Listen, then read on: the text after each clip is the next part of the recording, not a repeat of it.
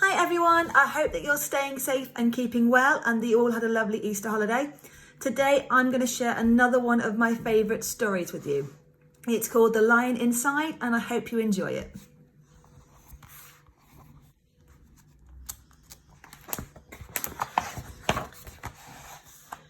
In a dry, dusty place where the sand sparkled gold stood a mighty flat rock, all craggy and old. And under that rock, in a tiny little house, lived the littlest, quietest, meekest brown mouse. He was ever so tiny, so incredibly small, that nobody noticed him, ever, at all. He got trod on and sat on and missed out for stuff, ignored and forgotten. Yes, mouse life was tough.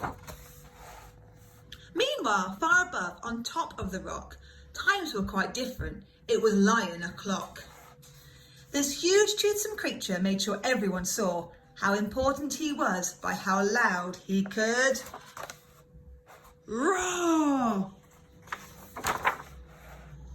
He was head of the pack, he was shouty and tough. He loved showing the crowd he was made of strong stuff. Yes, all were impressed by this mighty King Cat. If only, thought Mouse, I could be more like that. Then, late one dark night, in his Minnie Mouse bed, the cleverest thought popped into his head. He jumped from the covers and held up a paw. I've got it, he said. What I need is a roar.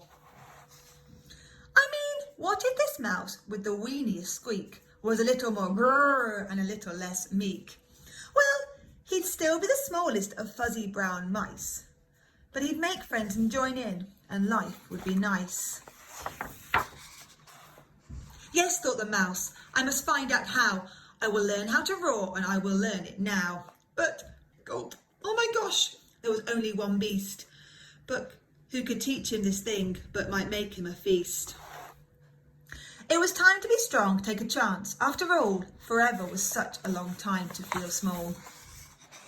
So he made himself brave and he thought like a winner. He set off for the top, hoping not to be dinner. It felt like the scariest thing he could do, but if you want things to change, you first have to change you.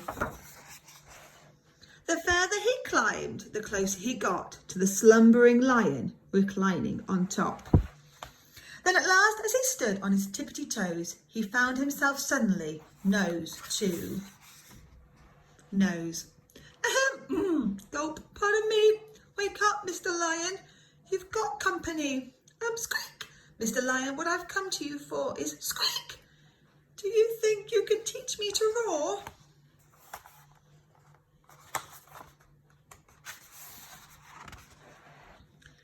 A silence befell that twinkling plain. Lion opened his eyes and puffed out his mane. Time slowed right down, why it felt like a week. Then he opened his mouth and let out an eek!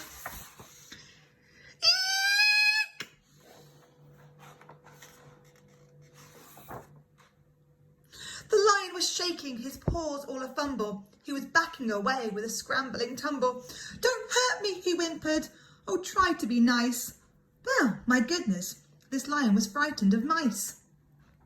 Don't worry, Mouse peeped. I'm a friend, not a foe. Let's rock this together. We'll have fun, don't you know? That was a magical moment for sure, where Mouse didn't feel at all small anymore. He found his true voice and he learned to speak out, and for that you don't need to roar or to shout. And from that day and always the two were a pair. They both liked that rock better now that rock was to share. The mouse, while still little, felt big in his head, and Lion, he still roared, but with laughter instead. Yes, that day they both learned that no matter your size, we all have a mouse and a lion inside. I hope you enjoyed that story and I'll speak to you soon. Bye.